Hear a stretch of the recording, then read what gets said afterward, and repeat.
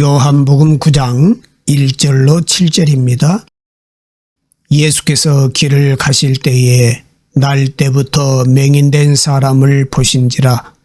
제자들이 물어 이르되 랍비여, 이 사람이 맹인으로 난 것이 누구의 죄로 인함이니이까?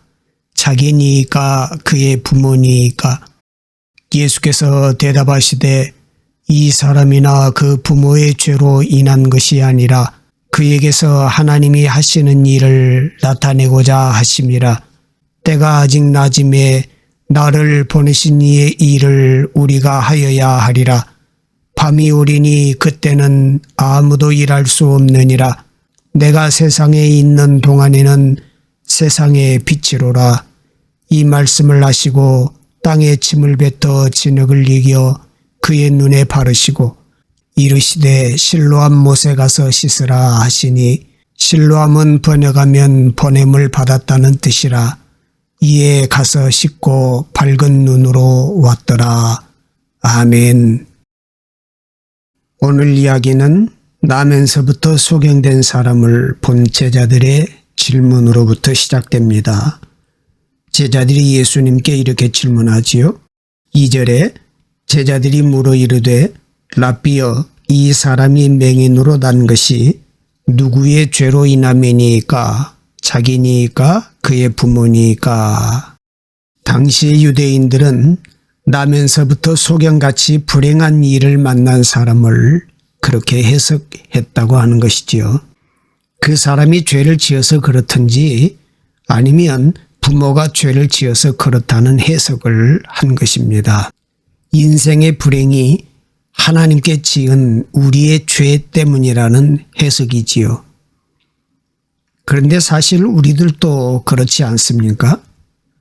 인생의 불행을 만난 것이 내 잘못이든지 아니면 부모의 잘못이든지 우리 때문이라고 하는 죄책감은 사실 누구에게나 있을 수 있는 일입니다. 신앙생활을 하는 우리들에게도 마찬가지이죠.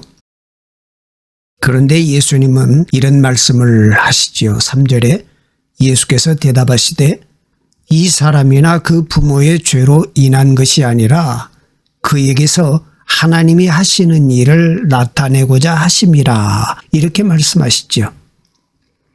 예수님은 소경에게 일어난 일을 하나님이 하고자 하시는 일을 나타내기 위함이다 라고 말씀하셨어요. 당시의 유대인들과 또는 제자들의 생각과는 다른 예수님의 말씀입니다. 예수님은 소경에게 일어난 일, 즉 인생의 불행한 사건에 하나님이 하고자 하시는 일이 있다라고 말씀하시는 거예요. 하나님이 하고자 하시는 일은 구원의 뜻과 계획입니다. 때로 우리들의 인생에서 일어나는 일이 불행처럼 보여도 오히려 그런 일 때문에 하나님의 구원을 경험하게 된다는 것입니다. 인생의 사건이 구원의 도구가 되게 하신다는 것입니다.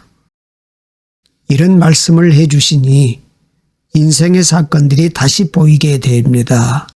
인생을 다시 돌아보게 되는 것입니다. 나의 인생에 일어난 수많은 일들을 다시 생각해 보게 되는 것이죠. 불행과 축복의 기준이 달라지게 되는 것이죠. 불행이라고 생각되었던 일들도 나의 구원이 되었으면 축복이고, 축복도 오히려 나의 구원의 방해가 되었다면 축복이 아니라는 것입니다. 야곱이 어머니 리브가와 노쇠한 아버지 이삭을 속이고서 형 에서 대신에 아버지의 축복을 가로챕니다. 에서는 이 일을 알고서 야곱을 죽이겠다고 하지요. 축복 때문에 오히려 이 가정에는 비극이 일어났습니다. 서로 축복을 받겠다고 싸우고 서로 죽이겠다고 하는 일까지 일어난 것이지요. 두 아들의 다툼 때문에 누군가 하나는 죽겠다는 생각을 한 어머니 리브가는 야곱을 자신의 오빠에게 피신을 시킵니다. 그래서 야곱은 급하게 집을 떠나 머나먼 삼촌의 집을 가게 됩니다. 얼마나 불행한 일입니까? 얼마나 비극적인 사건인가요?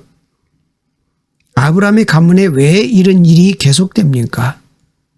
믿음의 가문으로 선택받은 이 가문에 좋은 일만 있어도 부족할 텐데 왜 이런 사건들이 계속해서 일어나는 것일까요? 하나님이 하시는 일이 있음을 보여주시기 위함입니다. 이 가문에 구원의 일이 있음을 보여주시기 위함입니다. 실제로 야곱은 도망길에서 지쳐 쓰러져 잠이 들지요. 얼마나 피곤했던지 돌을 베개로 삼고 잠이 들었습니다. 그런데 그 밤에 하나님께서 야곱의 꿈에 나타나십니다. 그리고 할아버지 아브라함에게 주셨던 약속들을 주시면서 이렇게 말씀해 주시지요. 창세기 28장 15절 말씀에 내가 너와 함께 있어 내가 어디로 가든지 너를 지키며 너를 이끌어 이 땅으로 돌아오게 할지라 내가 내게 허락한 것을 다 이루기까지 너를 떠나지 아니하리라 하신지라. 아멘. 하나님이 하시는 일, 야곱을 통해서 이스라엘을 만드시고 구원하시는 놀라운 일에 대한 말씀을 주시는 것입니다. 비극이고 불행한 일인 줄로만 알았는데 그 모든 것이 하나님께서 이루시는 구원의 일이라는 것을 알게 된 것입니다. 야곱은 하나님의 이 말씀을 듣고서 이렇게 고백하지요. 창세기 28장 16절에 기록되기를 야곱이 잠이 깨어 이르되 여호와께서 과연 여기 계시거늘 내가 알지 못하였도다. 아멘. 야곱은 드디어 자신의 삶 한가운데 계시는 하나님을 고백하게 된 것입니다. 불행만 가득한 것 같았던 자신의 삶에 비극적인 결과로 도망자의 길에 오른 사건 한가운데서 오히려 하나님의 구원을 고백하게 된 것이지요. 예수님은 인생의 불행도 하나님이 하시는 일 안에 있다면 불행일 수 없다는 깊은 말씀을 하시는 것입니다. 그래서 인생의 목적은 성공이 아니라 구원이라는 말씀을 다시금 깨닫게 해 주시는 것입니다. 그래서 오늘 말씀을 보면 예수님이 바로 그 하나님의 하시는 일을 시작하시지요. 예수님은 제자들에게 이렇게 말씀하십니다.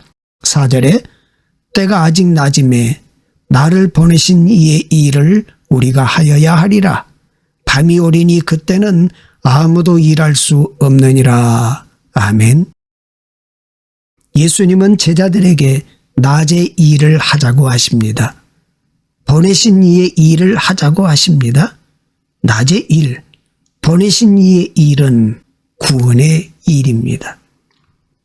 예수님을 빛으로 세상에 보내신 하나님의 일, 즉 어둠에서 사람들을 구원하는 일을 하자고 하시는 것입니다.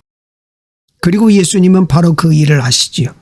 6절 7절에 기록된 말씀 보십시오. 이 말씀을 하시고 땅에 침을 뱉어 진흙을 이겨 그의 눈에 바르시고 이르시되 실로암 못에 가서 씻으라 하시니 실로암은 번역하면 보냄을 받았다는 뜻이라. 이에 가서 씻고 밝은 눈으로 왔더라. 이렇게 기록하고 있습니다. 내가 만난 예수는 인생의 가장 큰 불행인 소경에게 하나님이 하시는 일을 말씀하시는 분일 뿐만 아니라 그 사람에게 가셔서 침을 뱉어 진흙을 이겨 그의 눈에 발라주시는 분입니다. 예수님께서 이 땅에 오신 목적대로 행하십니다. 바로 만지심입니다. 죄인이라는 사람을 만지십니다. 불행한 사람을 만져주십니다. 그것이 예수께서 이 땅에 오신 이유이시기 때문입니다. 이 예수님이 저희 예수님이지요. 죄인에게 다가가시는 예수님, 죄인을 만져주시는 예수님입니다. 제가 만난 예수는 의인을 찾으시고 의인을 만나시고 의인과 어울리시고 의인을 칭찬하시는 예수가 아닙니다. 제가 만난 예수는 오히려 죄인에게 다가가 주시고 침으로 진흙을 이겨 눈에 발라주시는 예수입니다. 과연 그것이 치유가 되겠습니까? 과연 예수님의 목적이 그런 치유이시겠습니까?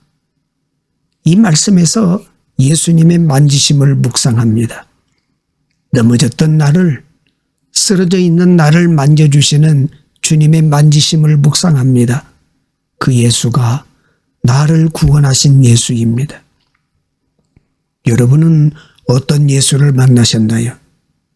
내가 만난 예수가 내 신앙을 만드는 것입니다.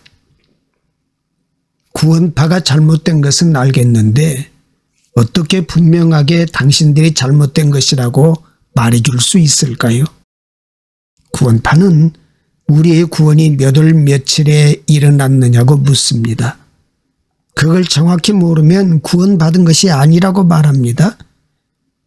구원이 분명하지 않으니 자기들이 가르쳐주는 분명한 구원을 받아야 한다고 말합니다.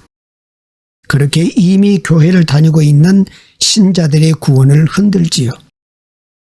그러나 구원은 몇 월 며칠에 받는 것을 아는 것이 아니라 나 같은 사람에게 임하신 하나님의 은혜를 인정하고 예수를 나의 구주로 영접할 때 일어나는 것입니다.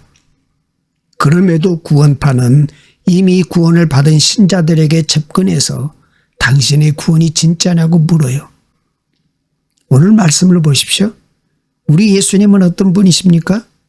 죄인에게 다가가시고 죄인을 만져주시는 예수입니다. 이미 의로운 사람에게 내가 정말 의롭냐고 물으시는 것이 아닙니다. 정말 구원은 구원의 깨달음만이 아니라 삶으로 나타나는 모습이 되어야 합니다. 정말 예수로 구원받았으면 예수님의 모습이 나타나야 합니다. 예수처럼 오히려 교회 밖의 사람들에게 관심을 가져야 합니다. 하나님 만나지 못한 사람에게 마음을 써야 하는 것입니다. 그것이 진짜 구원받은 사람들의 모습이지요. 우리 구원이 진짜다. 구원파의 주장입니다. 이런 구원파를 보면 현대판 바리새이주의라는 생각이 듭니다. 예수님은 바리새인들을 이렇게 책망하셨어요. 마태복음 23장 27절에 기록되기를 화 있을진저 외식하는 서기관들과 바리새인들이여 회칠한 무덤 같으니 겉으로는 아름답게 보이나 그 안에는 죽은 사람의 뼈와 모든 더러운 것이 가득하도다.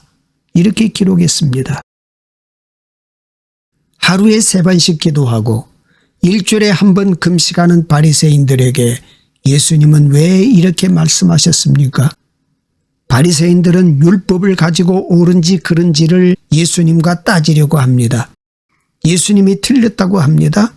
예수님을 함정에 빠뜨립니다. 예수님을 죽이려고 합니다. 자신들의 율법 지식을 가지고 사람을 살리는 것이 아닙니다. 자신들의 신앙을 가지고 성전 앞에 있는 병자 하나를 돌보지 않습니다. 그래서 예수님께서 그들에게 하신 말씀이 바로 회칠한 무덤이라는 말입니다.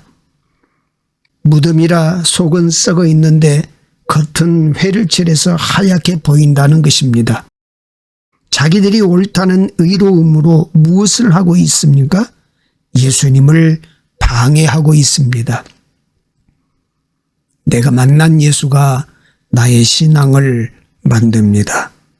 내가 만난 예수가 죄인의 예수시니 예수처럼 죄인에게 다가서야 진짜입니다. 오늘 말씀은 나면서부터 소경된 자에게 진흙을 발라주시고 실로암으로 보내십니다. 실로암 못에 가서 씻으라고 하십니다. 왜 굳이 그렇게 하시는 것일까요? 말씀으로도 충분히 치유를 해 주셨던 예수님 아니십니까? 바로 씻기심입니다. 나면서부터 소경된 사람은 예수님의 만지심을 경험하면서 자기 같은 사람을 만져주시는 예수님의 손길을 오래도록 기억했을 것입니다. 그런데 그것만이 아닙니다. 예수님께서 주시려는 것은 씻기심입니다. 씻기심은 단순한 병의 치료만을 말하는 것이 아닙니다. 씻기심은 불행한 삶이, 죄인의 삶이 새로운 삶으로 바뀌는 것입니다. 어떤 새로운 삶일까요? 씻기심은 예수께서 우리에게 주시는 선물입니다. 씻김을 당해본 사람은 그 씻김의 능력을 알기 때문에 다른 사람을 씻기는 것입니다.